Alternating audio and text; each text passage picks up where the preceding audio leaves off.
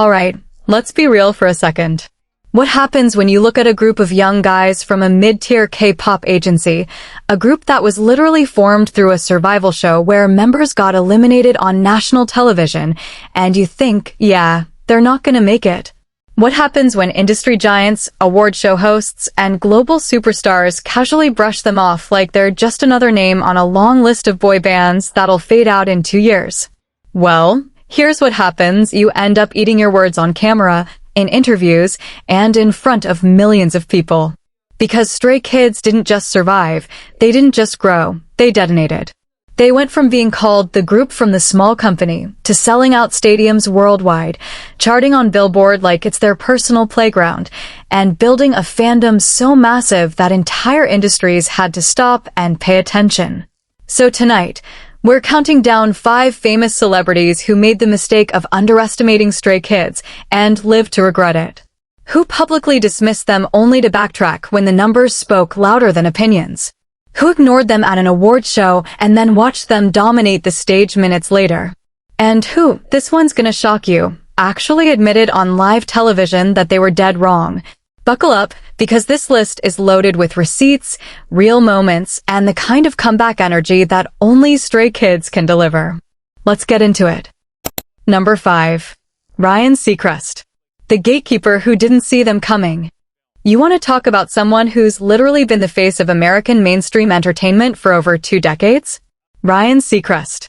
The man who hosted American Idol, the biggest music competition show in US television history. The guy who's been the countdown voice of New Year's Eve for millions of Americans. The radio mogul behind On Air with Ryan Seacrest, a nationally syndicated show that has the power to break artists into the mainstream overnight. When Ryan Seacrest talks about music, people listen. When he ignores an artist, the industry takes note.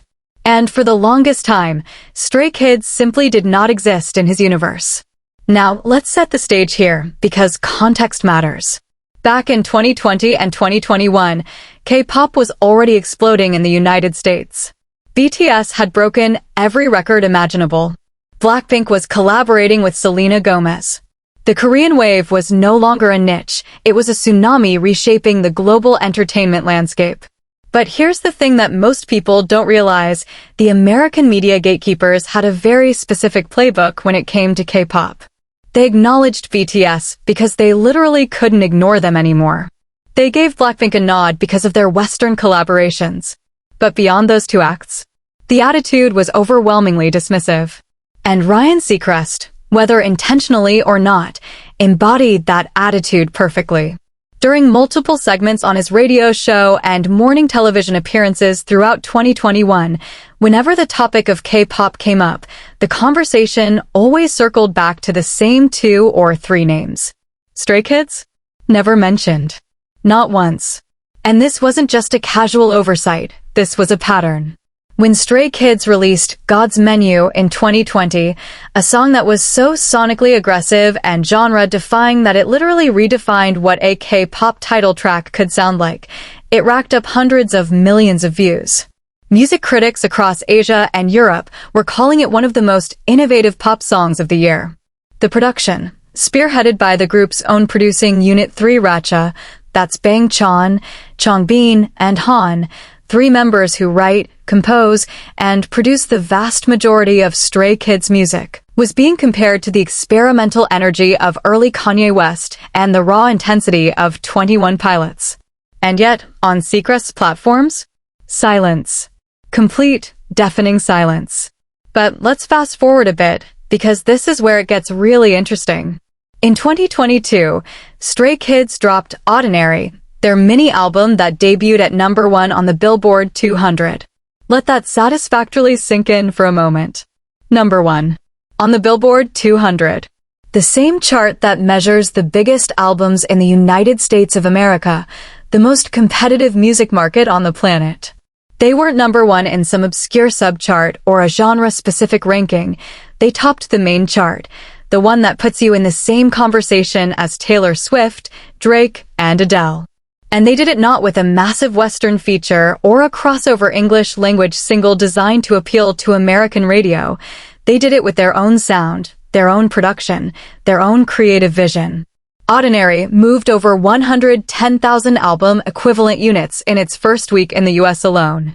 That's a number that most American artists would celebrate as a career highlight. For Stray Kids, it was just the beginning.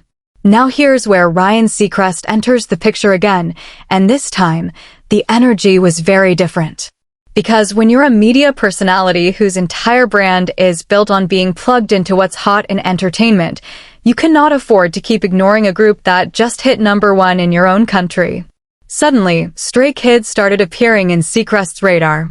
References on his show began popping up.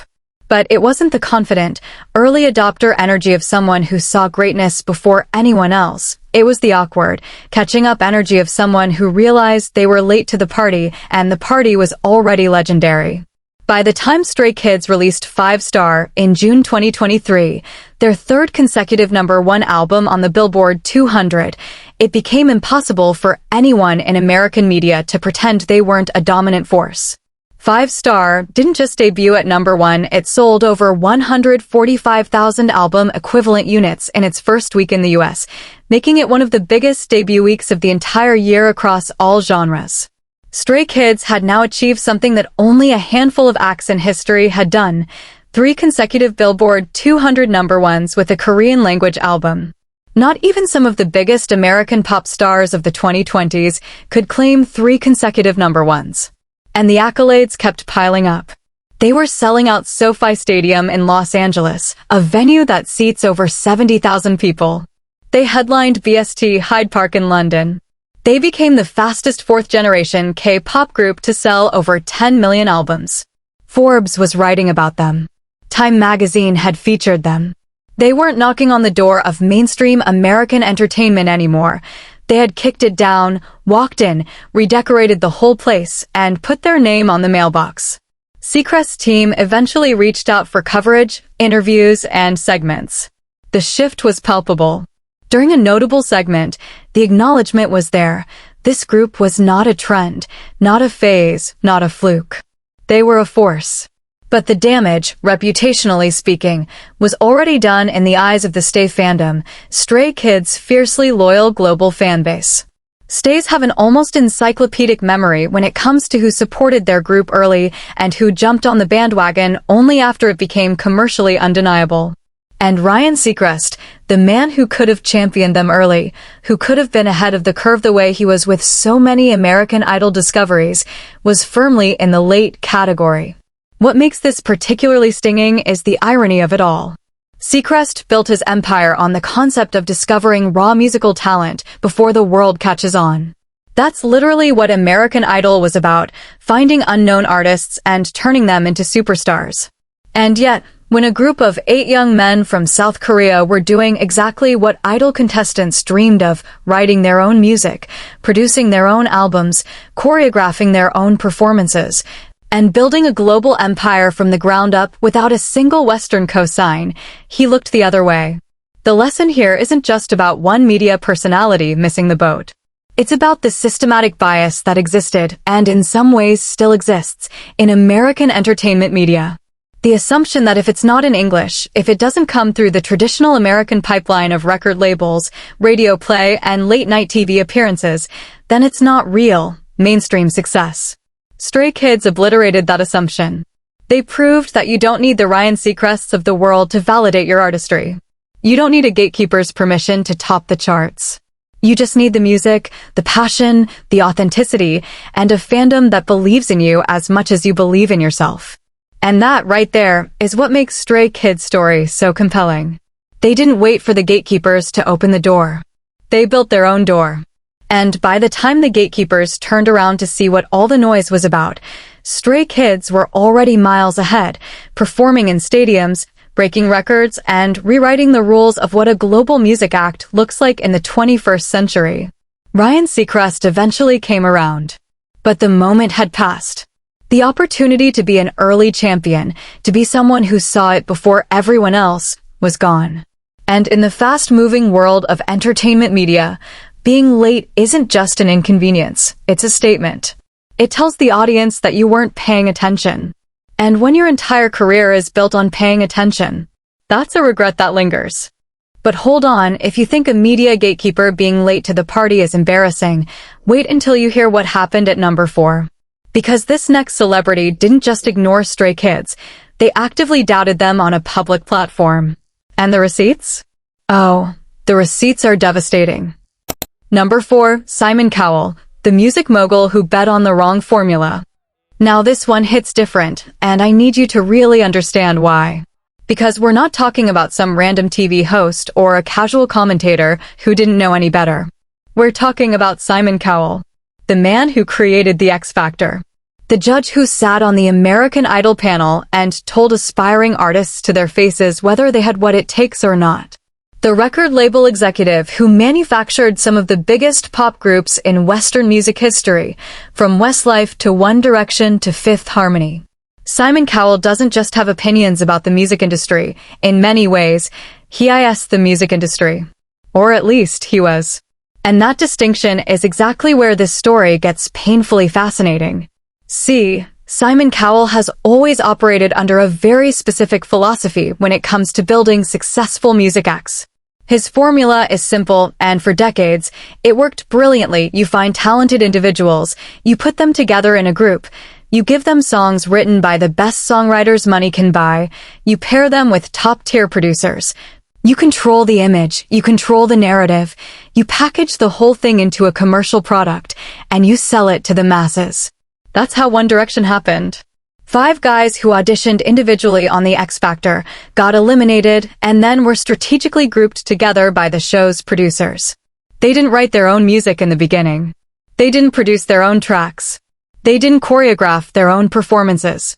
They were given all of that by a machine, Simon Cowell's machine. And it worked spectacularly. One Direction became one of the best-selling boy bands of all time. So naturally, when the conversation about K-pop started dominating the global music discourse, Cowell's perspective was rooted in his own experience. And his take, expressed across multiple interviews and media appearances throughout the late 2010s and early 2020s, was essentially this: manufactured pop groups are manufactured pop groups, regardless of what country they come from. He understood the model because he invented his own version of it. But here's the critical error in his thinking, and it's the error that this entire ranking is built on. He assumed that K-pop groups, including Stray Kids, operated the same way his groups did.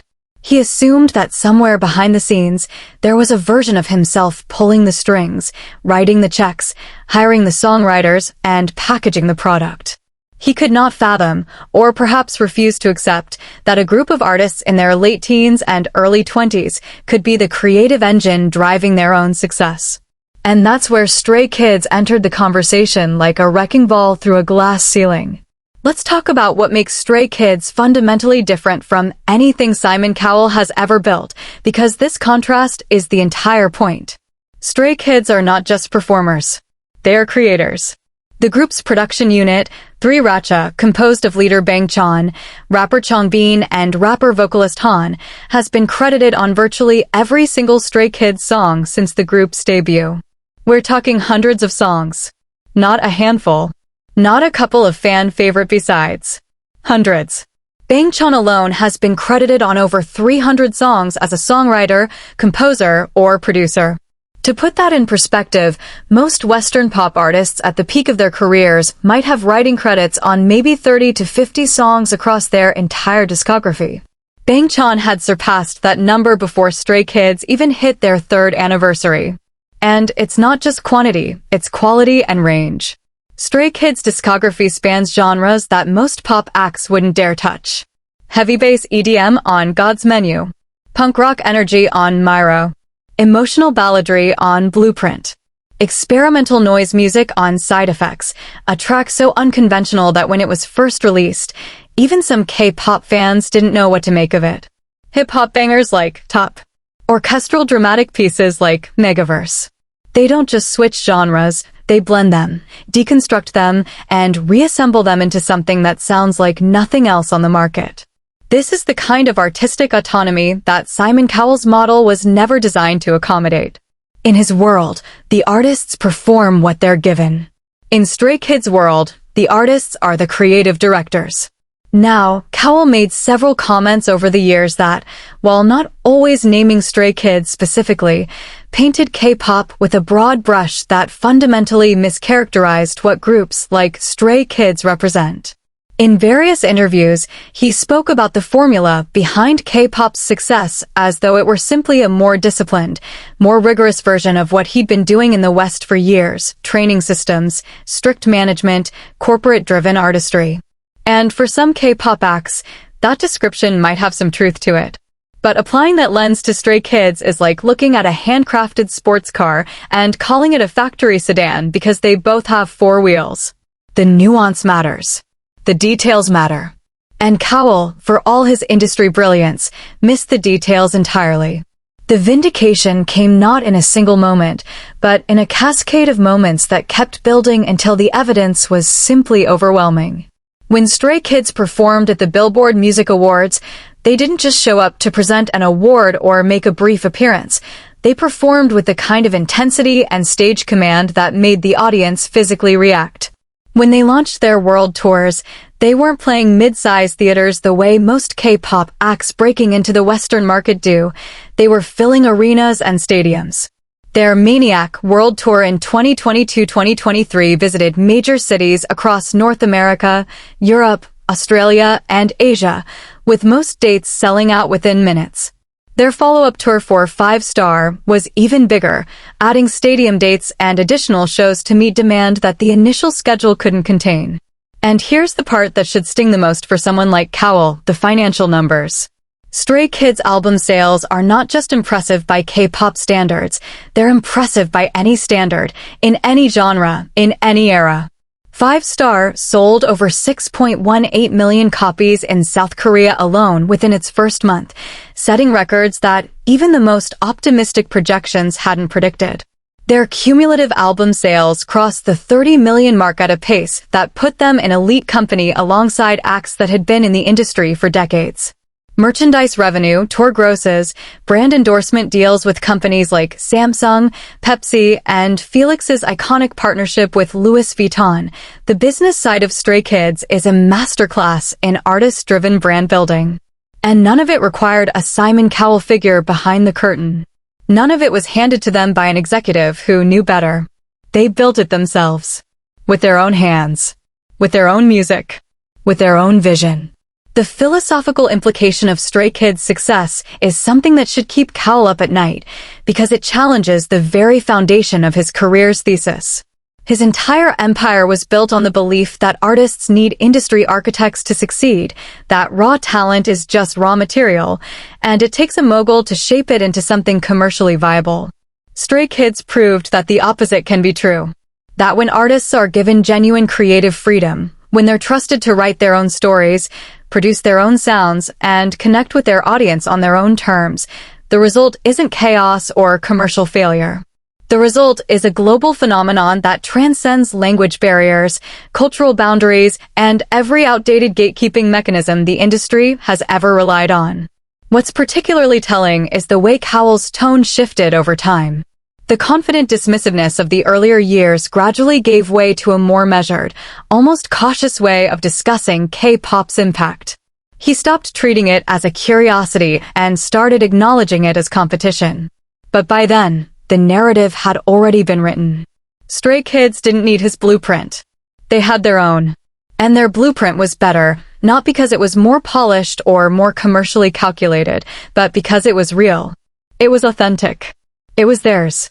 And in an industry that's increasingly hungry for authenticity in an age of algorithmic playlists and AI-generated content, that authenticity isn't just an artistic virtue. It's a competitive advantage that no amount of industry machinery can replicate. Simon Cowell built empires by controlling artists. Stray Kids built an empire by being artists. And in the long run, the artists who own their own narrative will always outlast the ones who were handed a script. That's not just a music industry lesson, that's a life lesson. And it's one that Cowell, for all his genius, learned a little too late. But if you think a music mogul misjudging Stray Kids' creative DNA is a big deal, just wait until you hear number 3. Because this next celebrity didn't just underestimate their talent, they underestimated their fandom. And let me tell you, underestimating stays? That's a mistake you only make once. Number 3, James Corden, the late-night host who poked the wrong fandom. Let me ask you a question before we get into this one. What do you think happens when a major American television personality, someone with millions of viewers every single night, decides to casually mock the dedication of a K-pop fandom on national television? Do they get a few angry tweets and move on with their lives? Do they issue a quick apology and the whole thing blows over by the next news cycle? Or does something far more dramatic, far more calculated, and far more devastating unfold? If you guessed the third option, congratulations, you already understand what it means to cross paths with stays. And James Corden? He found out the hard way. Now, to fully appreciate what happened here, you need to understand something fundamental about the Late Late Show with James Corden and its relationship with K-pop. For years, Corden positioned his show as one of the most K-pop-friendly platforms in American late-night television. He had BTS on multiple times. He did carpool karaoke with them. He brought on other K-pop acts and seemed to genuinely embrace the Korean wave as part of his show's identity. But here's the thing about James Corden that longtime viewers and industry insiders have always noticed. There's a fine line between celebrating a culture and treating it as a novelty act for entertainment value. And Corden, more often than people like to admit, danced dangerously close to that line. The problem wasn't that he was openly hostile toward K-pop. It was something more subtle and, in many ways, more damaging. It was the undertone. The way certain segments were framed.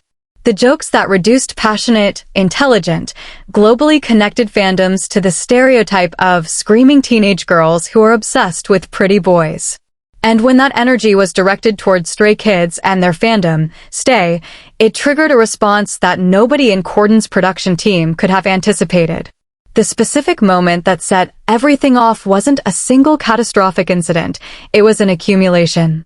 During a period in late 2022 and into 2023, as Stray Kids were ascending to the absolute peak of global K-pop prominence, Corden's show featured several segments discussing K-pop fandoms in a way that stays perceived as reductive and dismissive.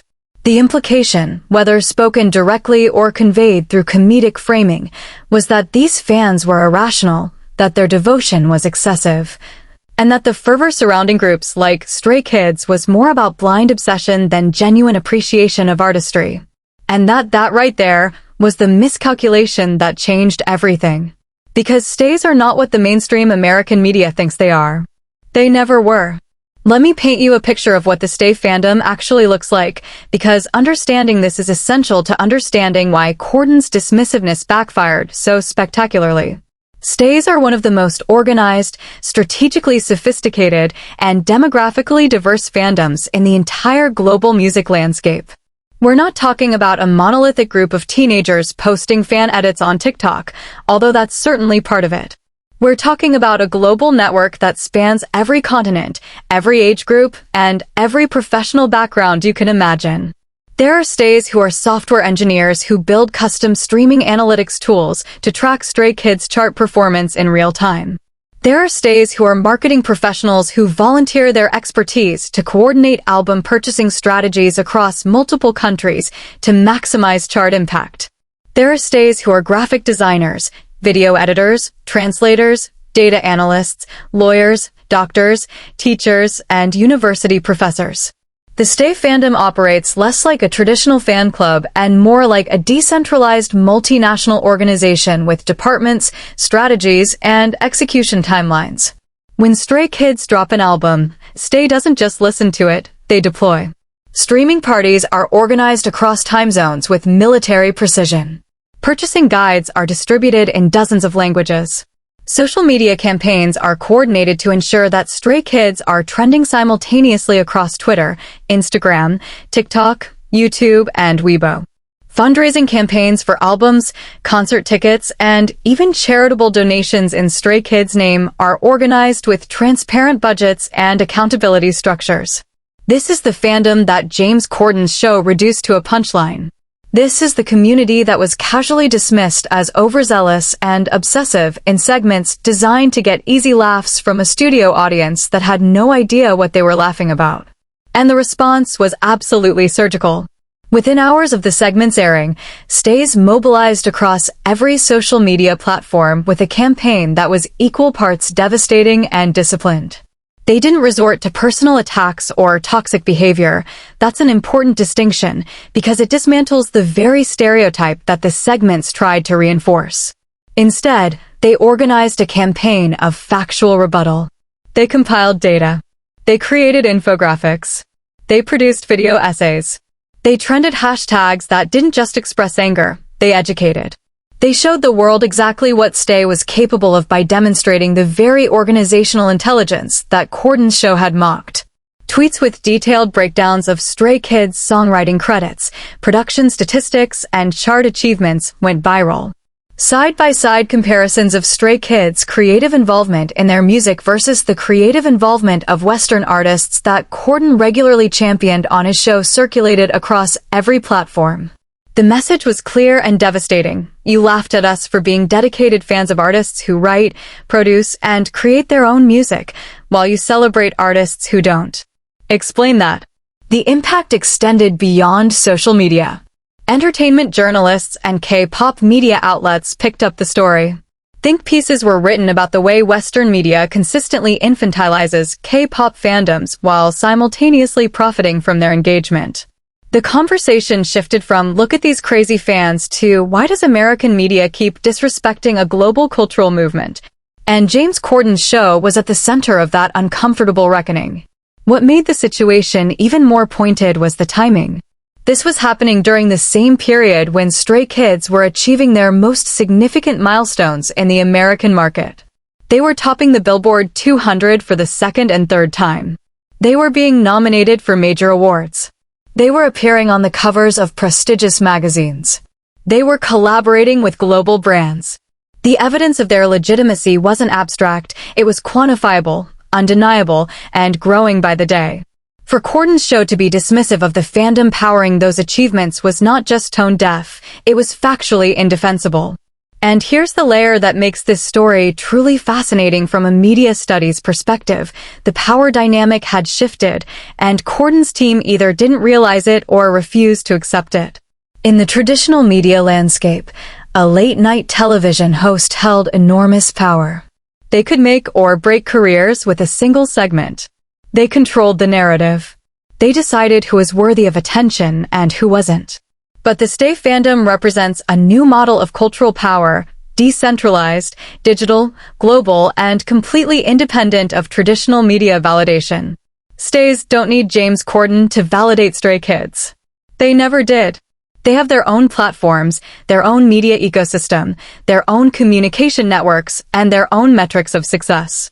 When Corden's show tried to exercise the old model of power, using mainstream television to define what a fandom should look like, they ran headfirst into the new model of power, where the fandom defines itself and has the tools, the reach, and the organizational capacity to push back against any narrative that doesn't align with reality. The aftermath was telling. The show's engagement with K-pop content became noticeably more careful, more respectful, and more informed. The easy jokes about crazy fans disappeared.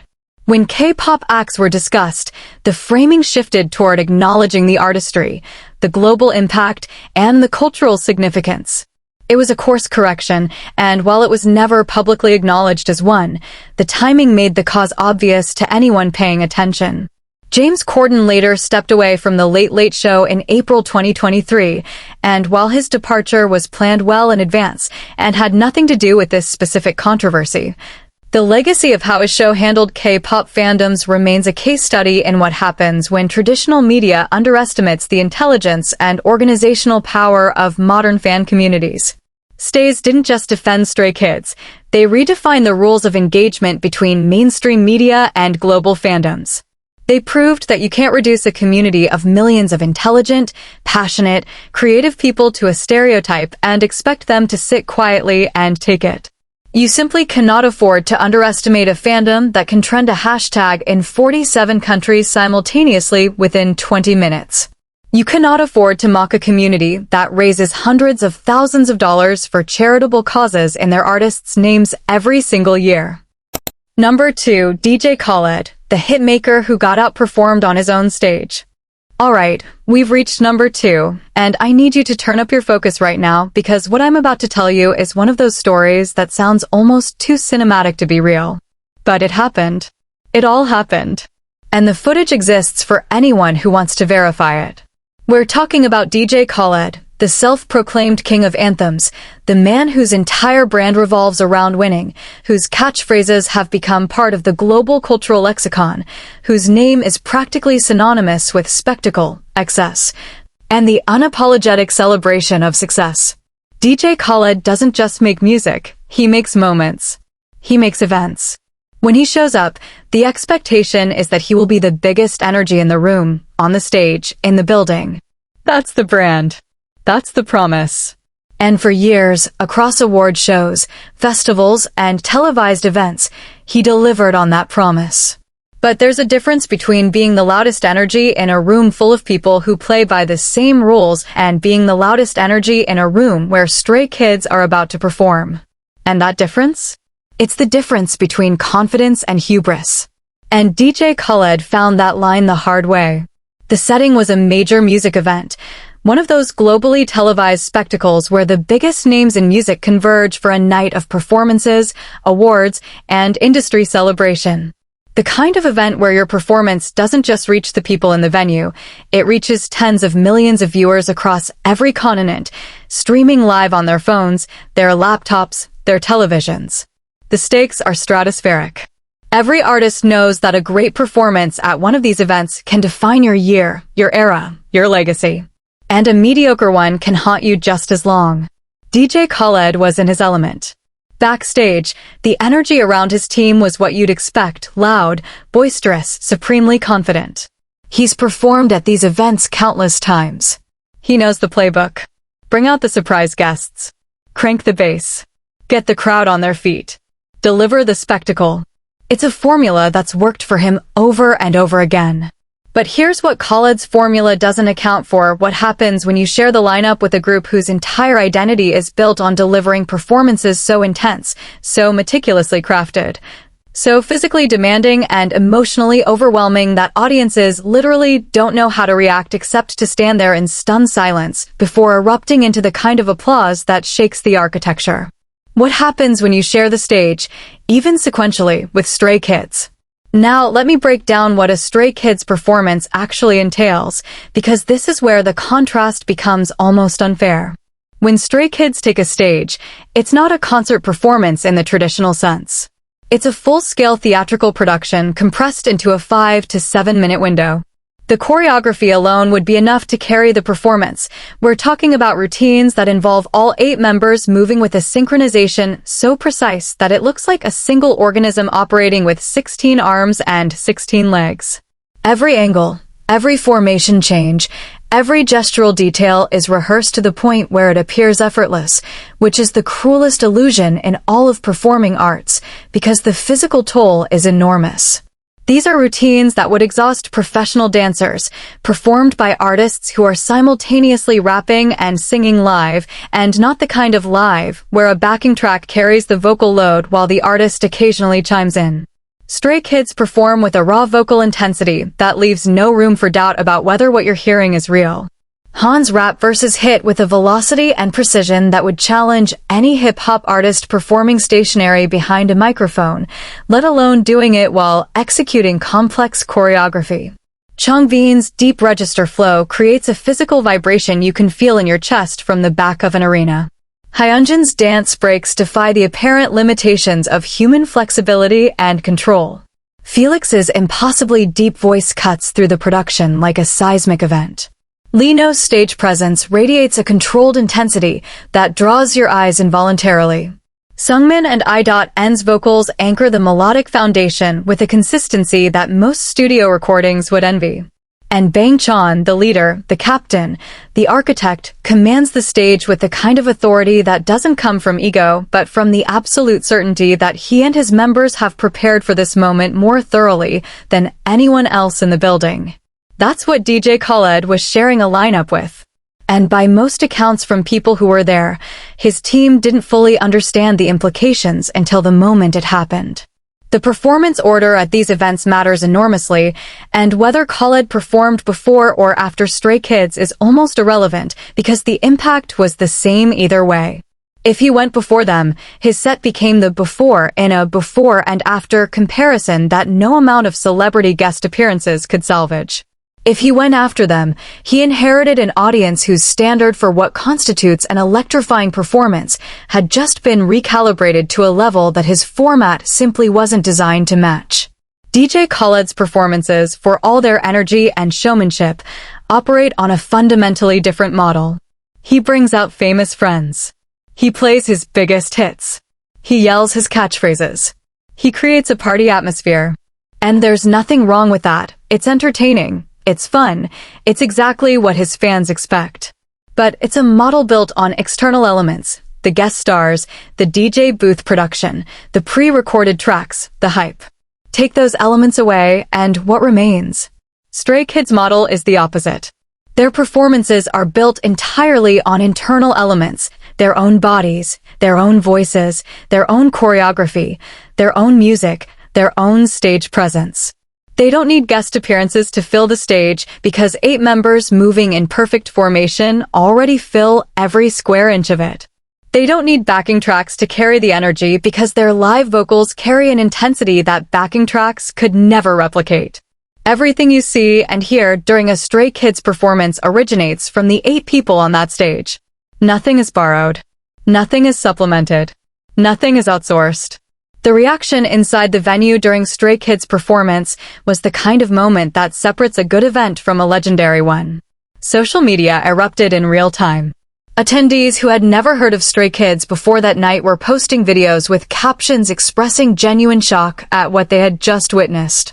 Industry professionals in the audience, managers, label executives, booking agents, were taking notice not as casual observers, but as business professionals recognizing a commercial force that their projections had failed to account for.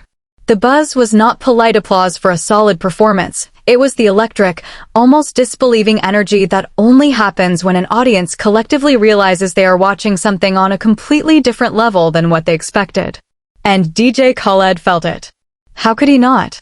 When you've built your brand on being the biggest energy in the room and suddenly the room's energy has shifted to someone else, not gradually, not subtly, but with the force of a performance that made the walls vibrate, that's not something you can ignore. It's not something your ego can smooth over with a "we the best" chant. It's a reckoning. A quiet, internal reckoning that happens in the space between the smile you put on for the cameras and the conversation you have with your team on the ride home. In the days and weeks following the event, the contrast became a topic of discussion across music media, social media, and industry circles. Side-by-side clips of performances from the same event circulated widely, and the visual comparison told a story that no amount of narrative spin could alter. Khaled's set looked like a party. Stray Kids' set looked like a paradigm shift. One was entertainment. The other was art, athleticism, and emotional warfare rolled into a single unbroken wave of human performance that left the audience fundamentally changed from the people they were 7 minutes earlier. What makes this ranking particularly meaningful is what it reveals about the evolving hierarchy of live performance in the global music industry.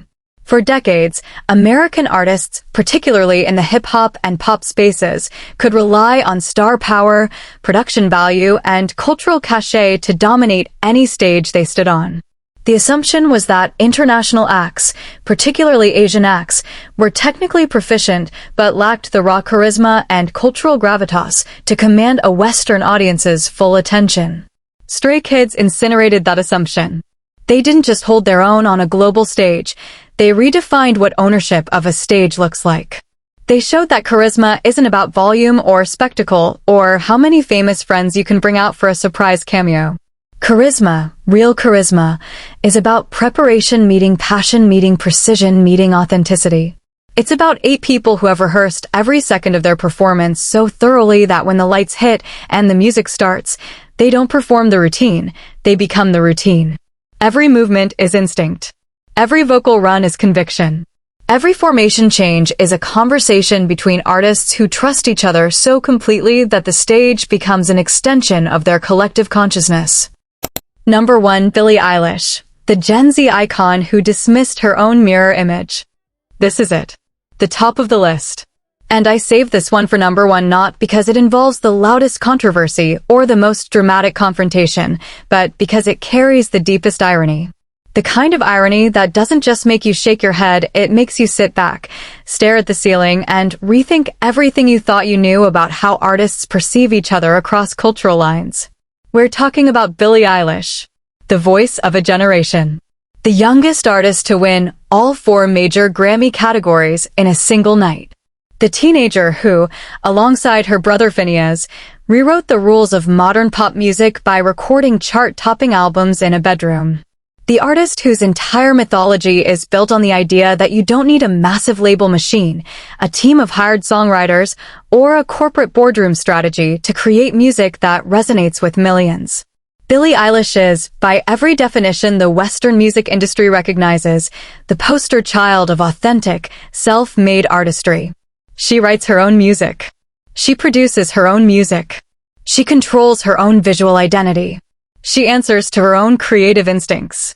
And the world celebrated her for it, rightfully so. But here's where the story takes a turn that nobody in either fandom saw coming, and it's a turn that exposes one of the most uncomfortable blind spots in the global music conversation.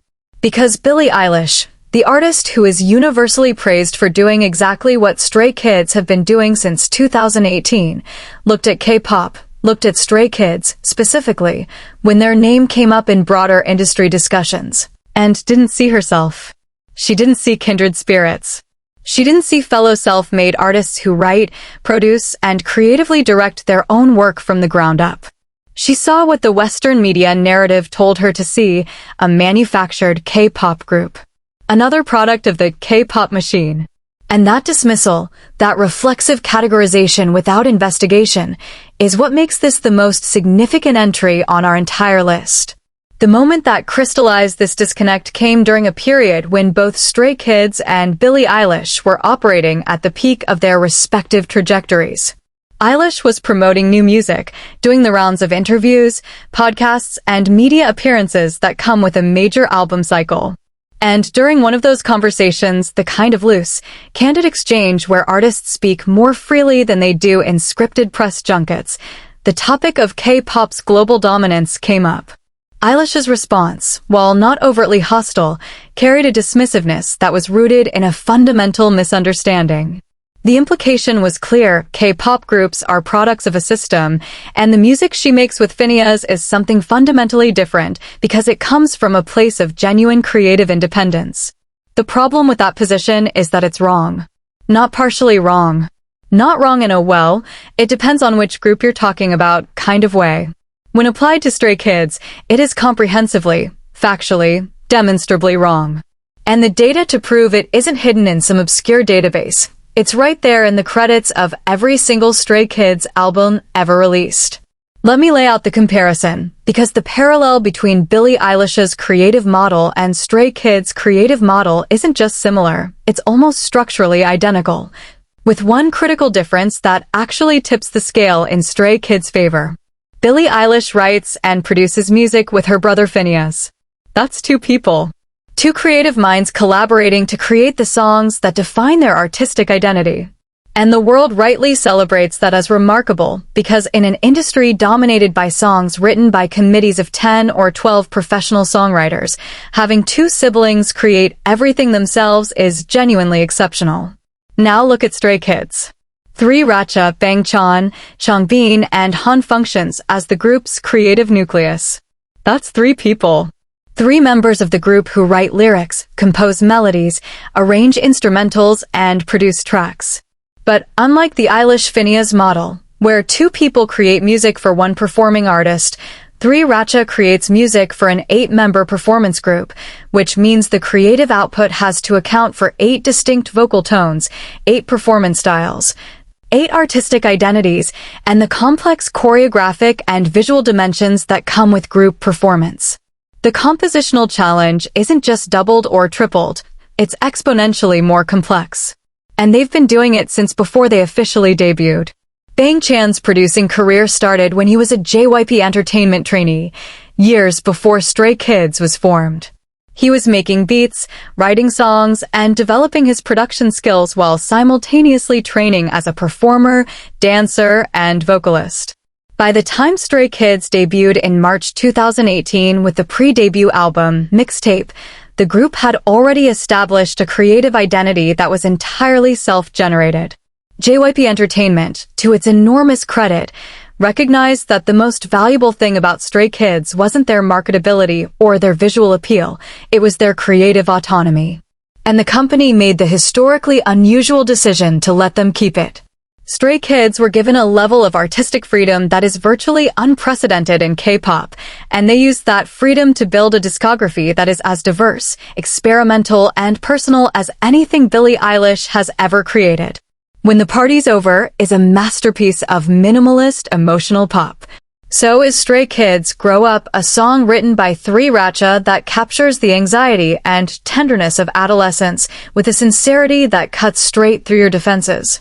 Bad Guy is a genre-defining track that blends dark pop with hip-hop production in ways that hadn't been done before. Stray Kids God's Menu does the exact same thing with EDM, hip-hop, and K-pop, creating a sonic fusion so original that it spawned an entire subgenre of imitators. Everything I Wanted explores mental health, sibling bonds, and the pressure of fame with devastating honesty. Stray Kids Elevator, the pre-debut track that introduced them to the world, explores the anxiety of chasing dreams, the fear of failure, and the desperation of youth with the same unflinching vulnerability. Except it was written by teenagers who hadn't even debuted yet, who had no guarantee that anyone would ever hear it. The parallels are everywhere. The creative philosophies are mirrors of each other. And yet, Billie Eilish looked at Stray Kids and didn't see the reflection. That's not a personal failing, it's a systemic one. It's the result of a Western music media ecosystem that has spent decades constructing a narrative wall between authentic Western artistry and manufactured Asian pop. That wall is so deeply embedded in the industry's consciousness that even artists who should know better, artists who have personally experienced the dismissiveness that comes with being young, unconventional, and outside the mainstream's expectations, can internalize it without realizing they're doing exactly what was done to them. When Billie Eilish first emerged, the industry didn't know what to do with her. A teenage girl making dark, whispered pop music in her bedroom.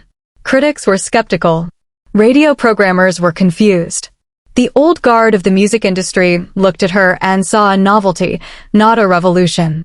And she proved them all wrong by being undeniably, uncompromisingly herself. Stray Kids' story is the same story told in a different language. 8 young men who didn't fit the traditional K-pop mold. A group whose music was considered too experimental, too aggressive, too unconventional for mainstream K-pop success.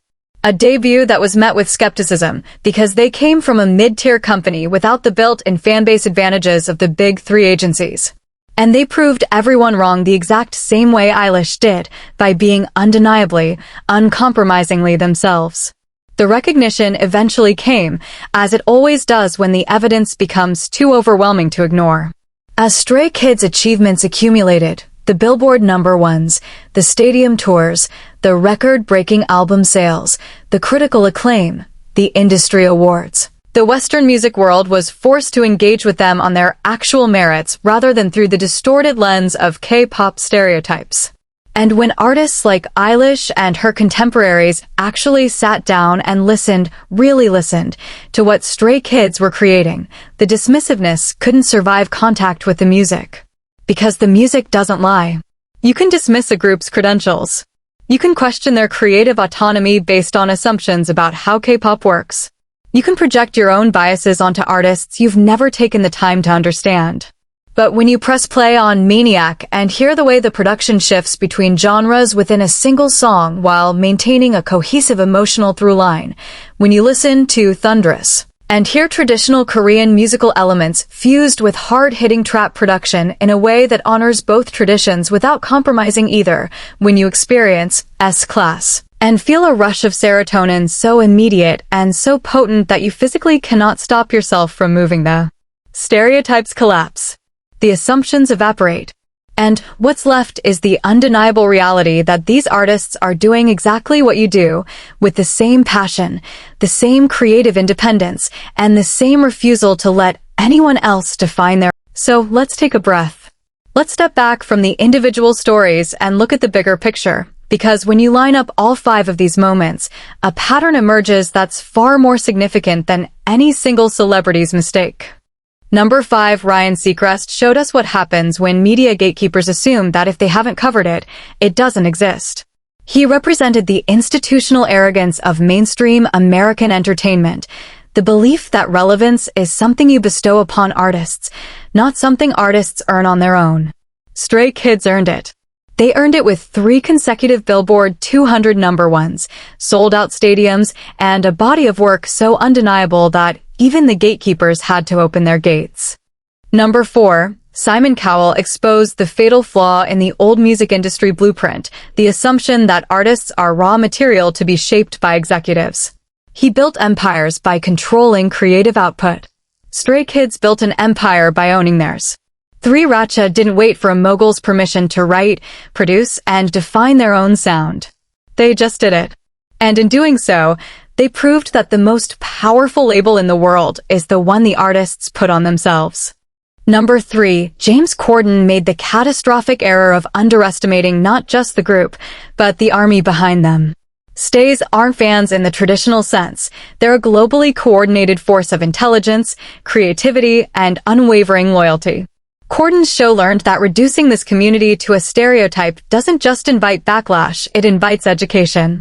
And stays are very, very good teachers. Number 2, DJ Khaled discovered that spectacle and substance are not the same thing. You can bring out all the celebrity guests, all the pyrotechnics, all the catchphrases in the world, but when 8 artists step onto a stage and deliver a performance powered entirely by their own bodies, voices, and artistry, the comparison writes itself. Stray Kids don't just perform, they transform the space they occupy into something sacred. Number 1, Billie Eilish revealed the most painful irony of all, that even artists who embody creative independence can fail to recognize it in others when cultural bias clouds their vision. She and Stray Kids are mirror images, self-made, self-produced, self-directed artists who defied every expectation the industry placed on them. The only difference is the language they sing in. And language, as Stray Kids have proven a million times over, is the smallest barrier of all. So, what's the real lesson here? It's not that celebrities are wrong for having opinions. It's not that Western artists are enemies of K-pop. The lesson is simpler, more universal, and more human than that. The lesson is, never judge an artist by the box someone else put them in. Don't judge them by their country of origin. Don't judge them by their genre label. Don't judge them by the assumptions you've inherited from an industry that's been wrong about who matters more times than it's been right. Judge them by the music. Judge them by the work. Judge them by the blood, sweat, and tears they pour into every single note, every single performance, every single late night in the studio when no one is watching and the only audience is the dream they refuse to let die. Stray Kids didn't need Ryan Seacrest to validate them. They didn't need Simon Cowell's blueprint. They didn't need James Corden's platform. They didn't need to outshine DJ Khaled to prove they belong. And they didn't need Billie Eilish to recognize their reflection in order to know who they are. They already knew. They've always known. They're Stray Kids. Self-made, self-directed, unstoppable. And the world? The world is still catching up. That's a wrap on our top 5. If this list gave you chills, made you think, or opened your eyes to something you didn't know before, then it did its job. Because at the end of the day, the best stories aren't the ones that tell you what to think. They're the ones that make you feel something real. And Stray Kids? They've been making the world feel something real since day one.